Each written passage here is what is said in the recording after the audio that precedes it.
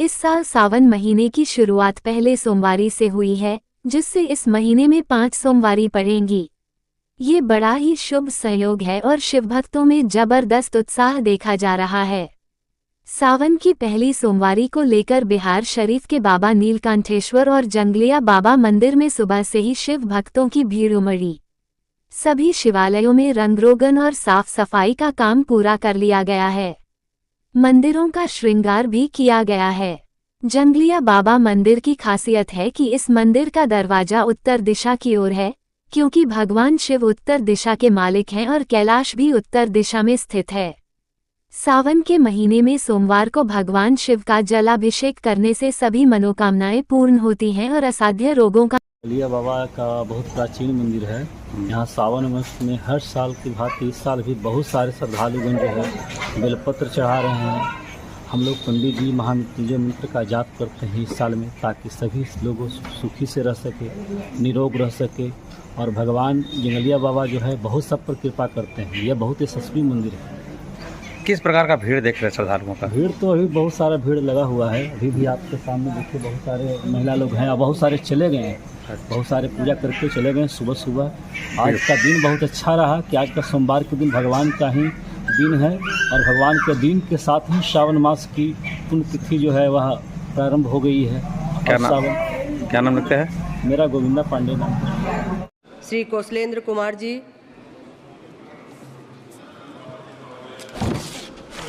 आपने सुनपहर में माननीय रेल मंत्री जी से आग्रह करना चाहता हूं कि हमारे संसदीय क्षेत्र में Howrah Rajgir fast passenger train Rajgir से हावड़ा के लिए चलती थी, जो कोरोना काल में बंद कर दिया गया है।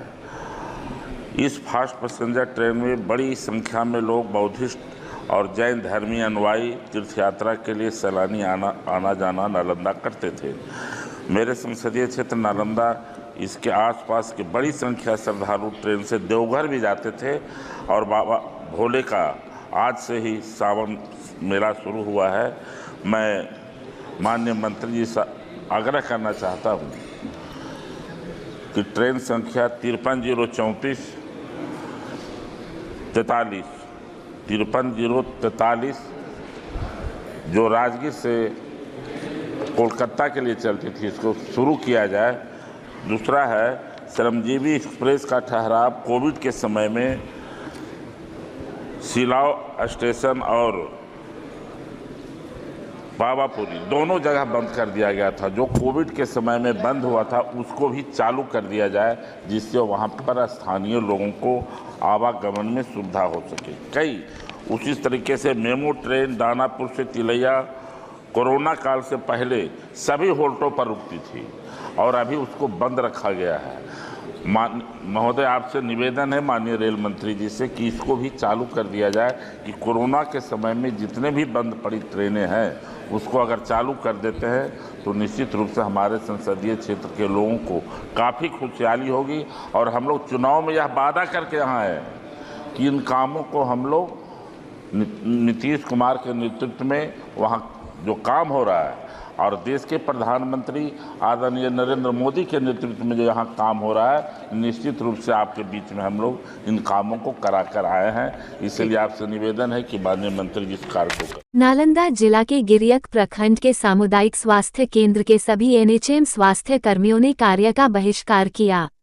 उन्होंने समान काम के लिए समान वेतन की मांग उठाई और फेस अटेंडेंस सिस्टम के विरोध में ये कदम उठाया। एनएचएम कर्मियों का कहना है कि फेस अटेंडेंस सिस्टम FRAS को बंद किया जाना चाहिए, क्योंकि दिन में 3 बार अटेंडेंस बनाना संभव नहीं है। गिरियक सामुदायिक केंद्र से उनके अपने केंद्र की दूरी लगभग 4 किलोमीटर होती है और वहां इंटरनेट उपलब्ध नहीं है। स्वास्थ्य केंद्र के 80 फीट के तहत ही नेट काम करता है, इसलिए बार बार आकर फेस अटेंडेंस बनाना मुश्किल है। सभी कर्मियों ने बताया कि सरकार की दोहरी नीति का वे विरोध करते हैं।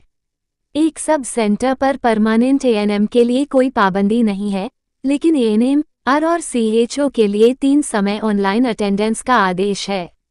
इसी के विरोध में उन्होंने आज से कार्य का बहिष्कार किया है। बिहार चिकित्सा एवं जन स्वास्थ्य कर्मी संघ के बैनर तले यह विरोध प्रदर्शन किया गया।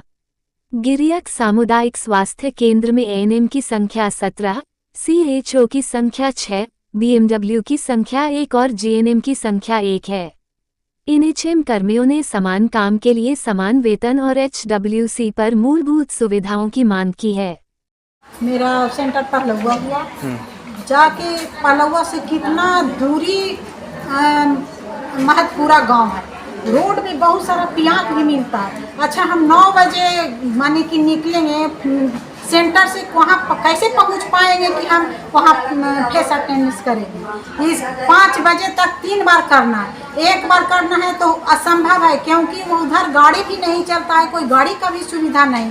एक तीनों मिल करके और दीदी गए थे पैदल, और उधर बहुत टापू एरिया है, वहाँ से फिर टेंशन हम लोग को न अथी संभव है करने के लिए। नेटवर्क का भी प्रॉब्लम है, और जो मनो की सेंटर है उसमें बिजली नहीं है, पानी का भी व्यवस्था नहीं है, नहीं एक बाथरूम है। हम लोग बहुत कठिनाई परेशानी से झेलते हैं। अच्छा, आपकी वेतन के बारे में जो किया जाए, पेमेंट के बारे में 4 महीना से हम लोग को पेमेंट नहीं मिला।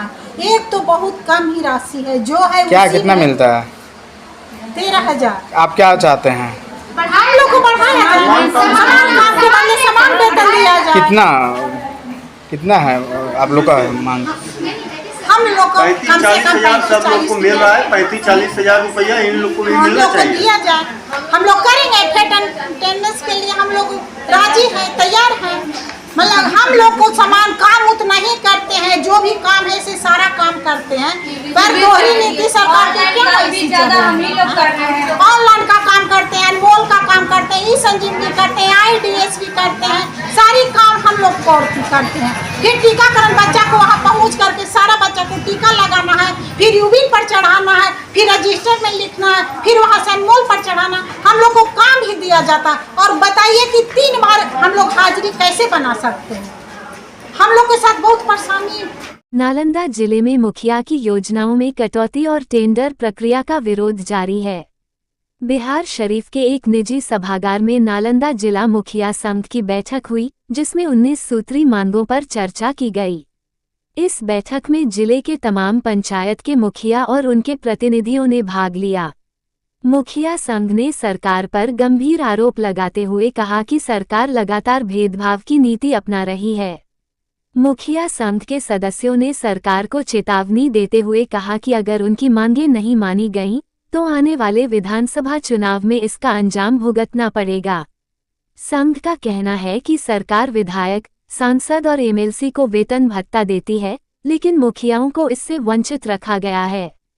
मुखिया संघ ने एक सुर में कहा कि अगर समय रहते उनकी मांगों पर ध्यान नहीं दिया गया, तो वे अपनी पार्टी बनाएंगे और विधानसभा चुनाव में अपनी आवाज बुलंद करेंगे।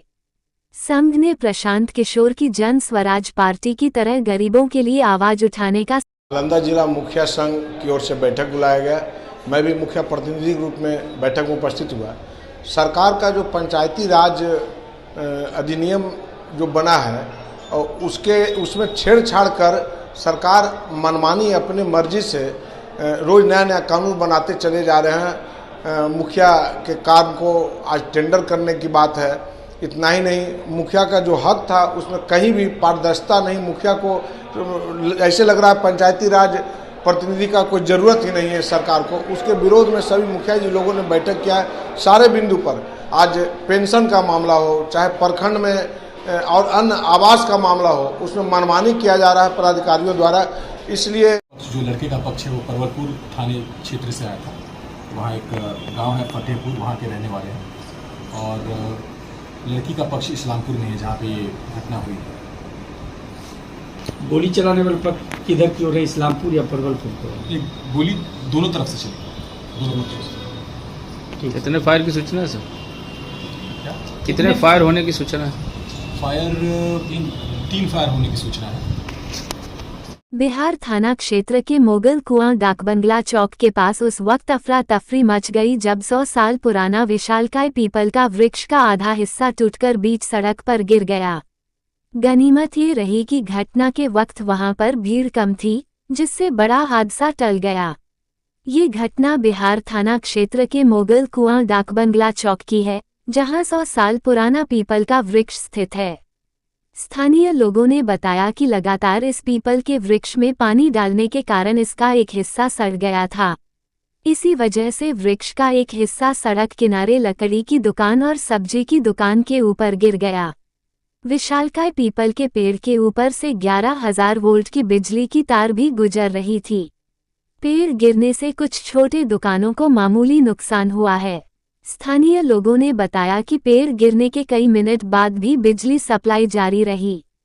यदि बिजली की तार टूट जाती तो बड़ा हादसा हो सकता था, लेकिन पेड़ का कुछ हिस्सा बिजली के तारों पर अटका। हम समझते हैं 70 बरस से ऊपर का पेड़ है और 100 साल से ऊपर का पेड़ है, और इसमें जो बराबर जो हम लोग शनिचर के या हर देवी देवताओं के लिए जो पानी उन्हें दिया जाता लगता है, पानी से पेड़ जो अंदर रीस लिया खोखला हो गया। इसके कारण जो है ये आधा पेड़ का आधा हिस्सा जो है एकदम पानी से सड़ गया और ये एकाएक गिर गया। आवाज़ करते हैं वो कोई एक था कि बगल में पटरा का दुकान है और पटरा का दुकान लोड बहुत ज़बरदस्त लिया है और बगल में बिजली का 11,000 जो तार है वो लोड लिया। इसके कारण कोई भी क्षतिपूर्ति नहीं हुआ, आदमी का कोई क्षतिपूर्ति नहीं, जान माल एकदम सुरक्षित है। कुछ ठेला रेडी वाला के लिए पर नुकसान हुआ है और उसके लिए तो अब बेचारा इन लोग गरीब गुरबा करेगा व्यवस्था।